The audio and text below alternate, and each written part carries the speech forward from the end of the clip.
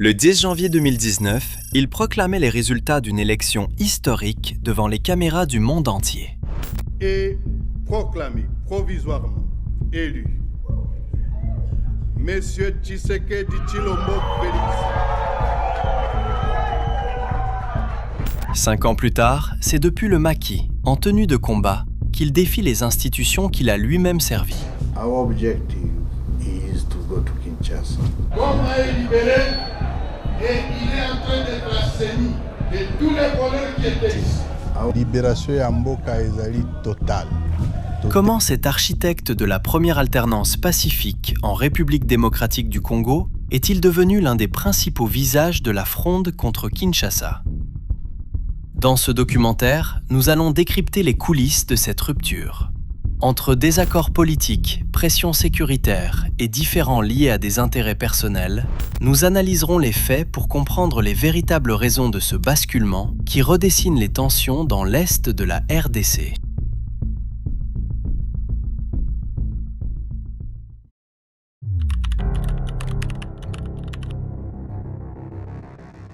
Corneille Nangaa Yobeluo est né le 9 juillet 1970 à Bokboya, en territoire de Wamba, dans la province du Haut-Uélé, en République démocratique du Congo. Après une licence d'économie obtenue à l'université de Kinshasa, Corneille Nangaa entame une ascension discrète mais remarquée dans l'univers complexe des processus électoraux africains. Très tôt, il se forge la réputation d'un technicien méthodique spécialisé dans l'organisation et la supervision des scrutins. Dans les années 2000, il parcourt plusieurs pays d'Afrique centrale avec comme mission d'observer les élections, conseiller les institutions électorales et former une nouvelle génération de techniciens chargés d'encadrer les votes dans la région. En 2005, il franchit une étape décisive en intégrant la Commission électorale nationale indépendante, en sigle CENI, en tant que superviseur technique national. Une fonction stratégique qui le place progressivement au cœur du système électoral congolais. 2 ans plus tard, en 2007, Corneille Nangaa pilote l'installation du réseau du savoir électoral en Afrique centrale.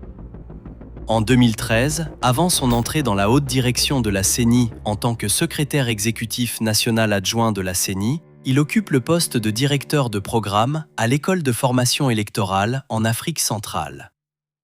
En octobre 2015, l'abbé Apollinaire Malumalu démissionne de la présidence de la Commission électorale nationale indépendante pour des raisons de santé.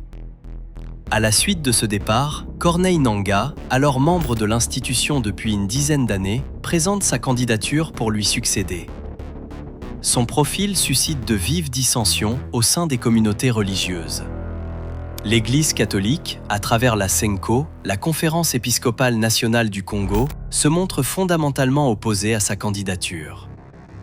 En effet, l'Église catholique souhaite privilégier un candidat issu de la société civile plutôt qu'un profil comme celui de Nangaa, considéré comme proche du pouvoir. Malgré ce refus de la principale institution religieuse du pays, Corneille Nangaa parvient à obtenir le poste grâce au soutien décisif du président de l'époque, Joseph Kabila. Il prend finalement ses fonctions le 20 novembre 2015. À cet effet, la CENCO claque la porte des négociations interconfessionnelles censées baliser le processus électoral.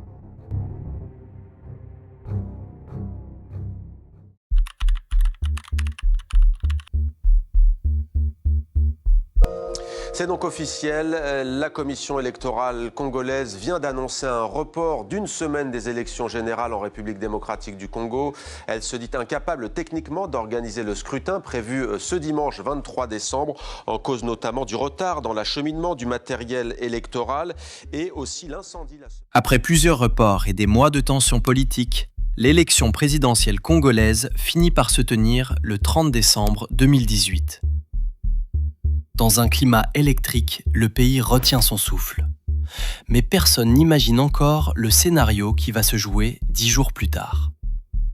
Le 10 janvier 2019, devant les caméras du monde entier, Corneille Nangaa, alors président de la Commission électorale nationale indépendante, proclame les résultats officiels du scrutin. Contre toute attente, le candidat du pouvoir, Emmanuel Ramazani Shadary, est annoncé battu. Mais le choc est encore plus grand lorsque Martin Fayulu, considéré par une large partie de l'opposition comme favori du scrutin, est lui aussi déclaré perdant.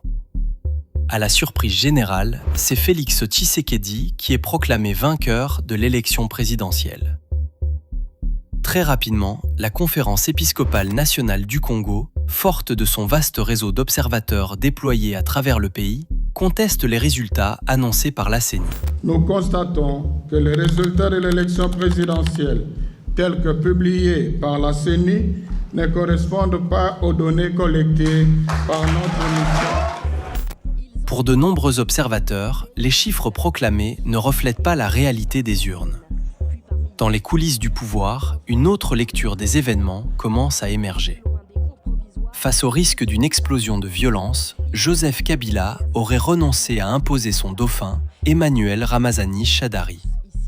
Mais selon plusieurs accusations relayées à l'époque, les résultats auraient été réaménagés afin d'empêcher l'arrivée au pouvoir de Martin Fayulu, perçu comme une menace directe pour les réseaux du régime sortant. Peu à peu, l'idée d'un accord politique secret entre Joseph Kabila et Félix Tshisekedi s'installe dans l'opinion publique. Un arrangement que certains décrivent comme un pacte de survie politique. La République démocratique du Congo connaît alors sa toute première alternance pacifique au sommet de l'État. Mais pour une partie de la population, cette transition laisse derrière elle une question brûlante, celle de la vérité des urnes. Avec l'arrivée de Félix Tshisekedi au pouvoir, l'ancien président de la CENI tente de préserver son influence dans le nouveau paysage politique. Progressivement, son entourage gagne en visibilité. Sa femme est élue députée provinciale. Son frère accède au poste de gouverneur du Haut-Uélé. Pendant ce temps, le patrimoine familial s'agrandit. Des acquisitions immobilières importantes sont évoquées à Kinshasa, notamment un hôtel et une belle maison dans le centre-ville de Kinshasa. En parallèle, Corneille Nangaa développe également des intérêts dans le secteur minier, particulièrement dans l'exploitation de l'or. Selon plusieurs sources, il aurait obtenu, à travers des associés, le contrôle de permis miniers prometteurs situés non loin de sa région d'origine, avec l'appui de figures influentes du régime de Kabila.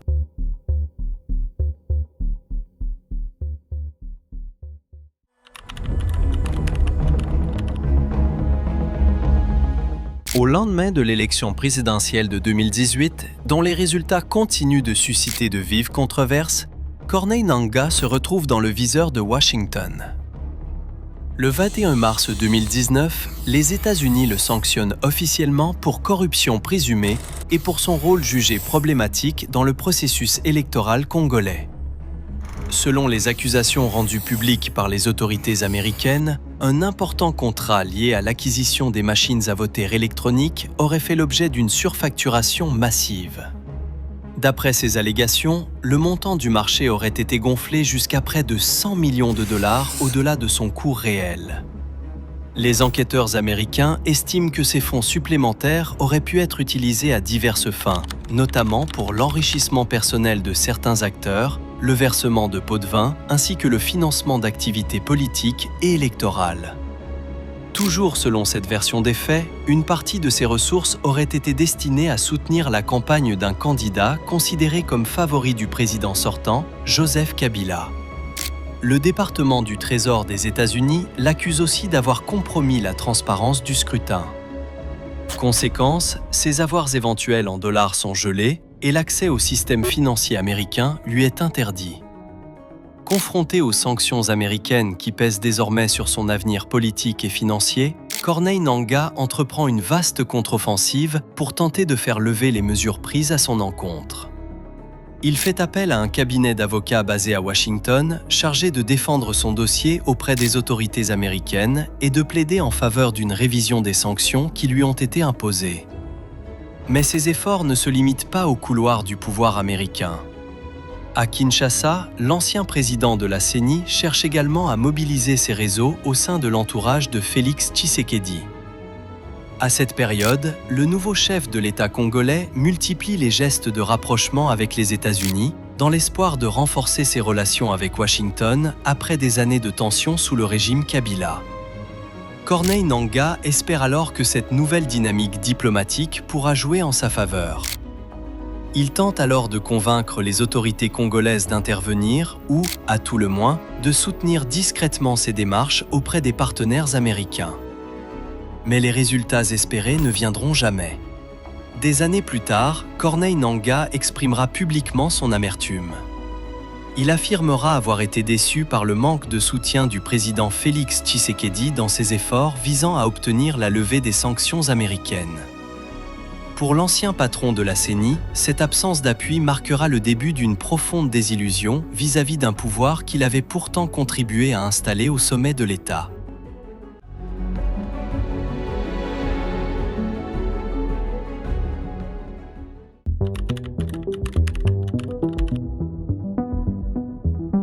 À la fin de l'année 2021, alors que les relations entre Corneille Nangaa et le nouveau pouvoir commencent à se tendre, un scandale éclate autour d'un projet minier dans lequel l'ancien président de la CEMI détient des intérêts.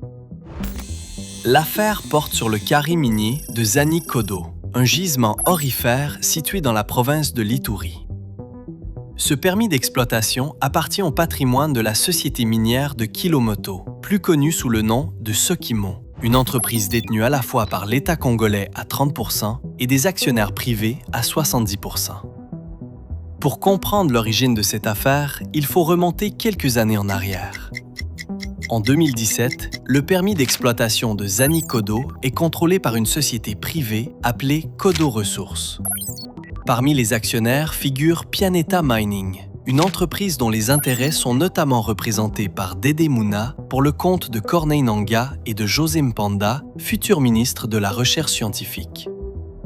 Mais l'équilibre va être bouleversé après les sanctions américaines imposées à Corneille Nangaa. Confrontés à une situation devenue délicate, les actionnaires liés à Pianeta Mining cherchent alors à se désengager du projet et à céder leur participation. Rapidement, plusieurs investisseurs manifestent leur intérêt. Les négociations conduisent certains d'entre eux vers le cabinet Kabwa, dirigé par Tété Kabwa-Kabwe, l'un des conseillers les plus influents du président Félix Tshisekedi. Par son intermédiaire, plusieurs personnalités proches du pouvoir vont progressivement apparaître dans le dossier. Parmi elles figure Guy Loando Mboyo, alors ministre de l'Aménagement du Territoire, ainsi que Fortunat Bizelele, conseiller privé du chef de l'État. Selon plusieurs témoignages, leur implication vise à faciliter le retrait des actionnaires de Pianeta Mining et à permettre la mise à disposition du précieux permis d'exploitation.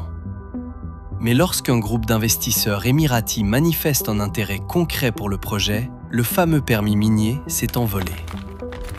L'affaire prend alors une dimension politique.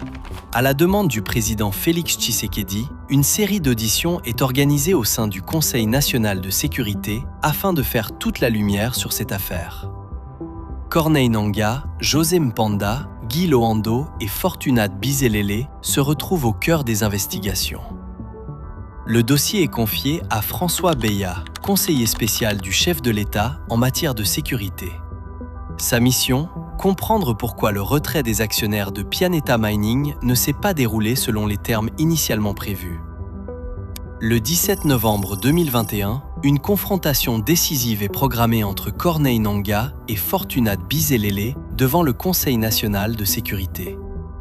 Mais au moment crucial, Fortunat Bizelele ne se présente pas à la convocation. Dans les coulisses, plusieurs proches du pouvoir sont accusés d'avoir profité de la fragilité politique de l'ancien président de la CENI pour récupérer ses actifs miniers. Corneille Nangaa affirme pour sa part n'avoir jamais perçu les quelques 20 millions de dollars qui auraient dû lui revenir dans le cadre de cette opération. Pour beaucoup d'observateurs, ce dossier marque un tournant décisif. Car derrière les permis miniers, les intérêts financiers et les rivalités personnelles se dessine déjà la rupture politique qui, quelques années plus tard, opposera frontalement Corneille Nangaa au régime de Félix Tshisekedi.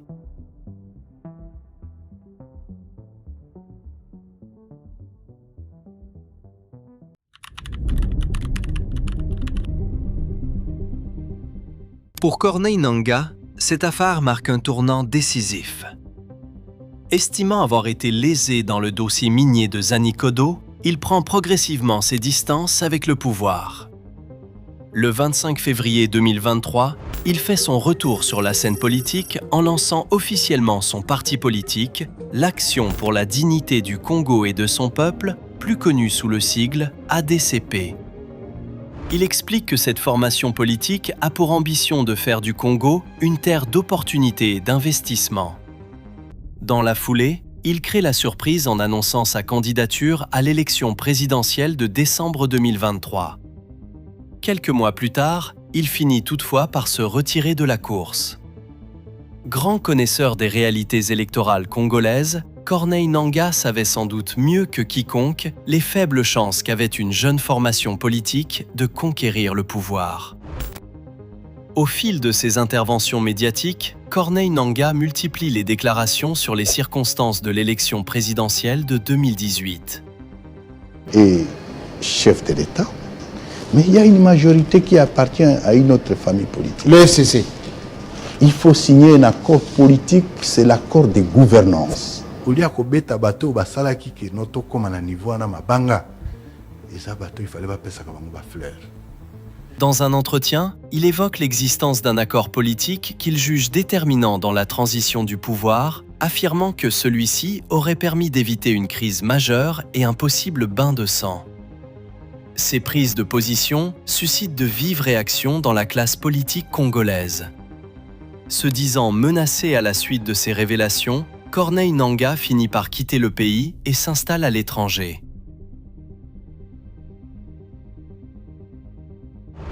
En septembre 2023, il marque un tournant dans sa rupture avec le régime de Kinshasa en passant à l'offensive médiatique pour assurer sa défense. Il accuse publiquement le président Félix Tshisekedi d'avoir conclu un accord secret avec Joseph Kabila pour accéder à la présidence lors des élections de 2018.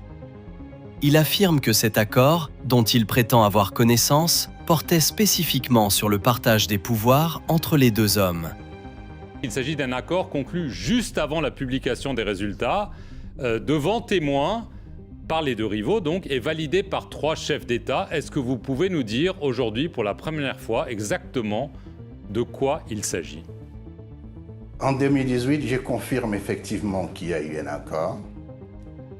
Et je confirme aussi le fait que non, le président de la République a menti. C'est du mensonge. Il aurait mieux fait de me regarder en face et qu'il le dise. Pourquoi ne l'a-t-il pas dit à Kinshasa? Il y a eu bel et bien un accord, et c'est cet accord qui a permis plus ou moins l'alternance pacifique, avec pour la toute première fois, après 60 ans d'indépendance, une remise et reprise entre 2 chefs d'État, un sortant et l'autre entrant. Cette sortie médiatique intervient alors que Nangaa se dit contraint à l'exil, affirmant que son intégrité physique est menacée parce qu'il en sait trop sur les conditions de l'accession au pouvoir de Félix Tshisekedi. Cet épisode marque le début d'une période de retrait au cours de laquelle Corneille Nangaa se fait plus discret sur la scène publique. Il multiplie alors les séjours à l'étranger, notamment en Ouganda et au Kenya. C'est durant cette période qu'il se rapproche progressivement du M23, un mouvement rebelle dont les liens avec le Rwanda commencent alors à être de plus en plus documentés et dénoncés sur la scène internationale. La République démocratique du Congo est une démocratie. Et en 2018, nous avons bénéficié de la toute première alternance du pouvoir. Malheureusement, force est de constater que celui qui était censé conduire cette première alternance nous a ramené plus de 60 ans en arrière. Le problème, c'est lui qui fait les coups d'État. Et nous sommes là aujourd'hui. Fleuve Congo, l'Alliance Fleuve Congo est là pour sauver la nation de ces naufrages. Le 15 décembre 2023, Corneille Nangaa réapparaît publiquement à Nairobi, au Kenya. Lors d'une conférence de presse, il annonce la création de l'Alliance Fleuve Congo, l'AFC, une nouvelle plateforme politico-militaire d'opposition. Derrière cette coalition se trouve principalement le M23, le mouvement rebelle actif dans l'est de la RDC. À cette période, le M23 contrôle déjà une partie importante du territoire dans la province du Nord Kivu et poursuit son avancée face aux forces armées congolaises. Corneille Nangaa choisit alors de s'associer au mouvement rebelle. L'ancien président de la CENI prend la tête politique de l'Alliance Fleuve Congo, tandis que le général Sultani Makenga demeure le principal responsable des opérations militaires du M23 sur le terrain. L'objectif affiché de l'AFC est alors clair, obtenir le départ du président Félix Tshisekedi du pouvoir. Bien que qualifié de rebelle par les observateurs, Corneille Nangaa rejette cette appellation et préfère présenter l'AFC comme un mouvement révolutionnaire engagé selon ses propres termes dans la transformation du système politique congolais. Pour les autorités de Kinshasa, ces arguments ne constituent qu'une tentative de donner une couverture politique aux actions du M23, un mouvement qu'elles accusent d'agir avec le soutien du Rwanda. De son côté, Félix Tshisekedi affirme que l'AFC servirait les intérêts de réseaux hostiles à son pouvoir.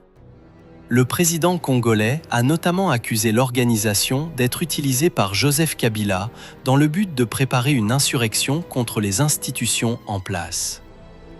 En juillet 2024, un procès est organisé à Kinshasa contre 26 personnes poursuivies pour leur implication présumée dans la rébellion du M23. Parmi les principaux accusés figure Corneille Nangaa, jugé en son absence.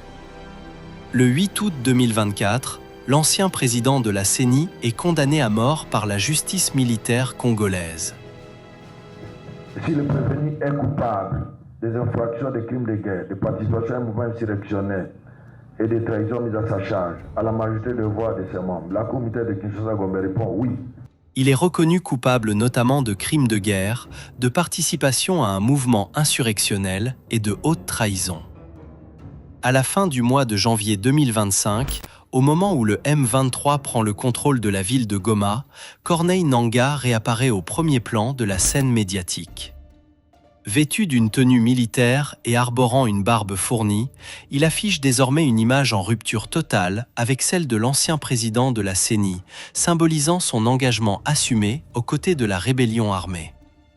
À Goma, Corneille Nangaa apparaît plus déterminé que jamais. Lors de l'un de ses discours, il revient longuement sur l'élection présidentielle de 2018 et conteste une nouvelle fois la légitimité de Félix Tshisekedi. L'ancien président de la CENI affirme que l'actuel chef de l'État n'a jamais remporté ce scrutin. Puis, dans une déclaration qui marque les esprits, il assume sa part de responsabilité dans l'accession de Félix Tshisekedi au pouvoir. « Si j'ai créé le monstre, je pense qu'il m'appartient de défaire le monstre », lance-t-il devant ses partisans. Une phrase forte qui illustre à quel point la rupture entre les deux hommes est désormais totale.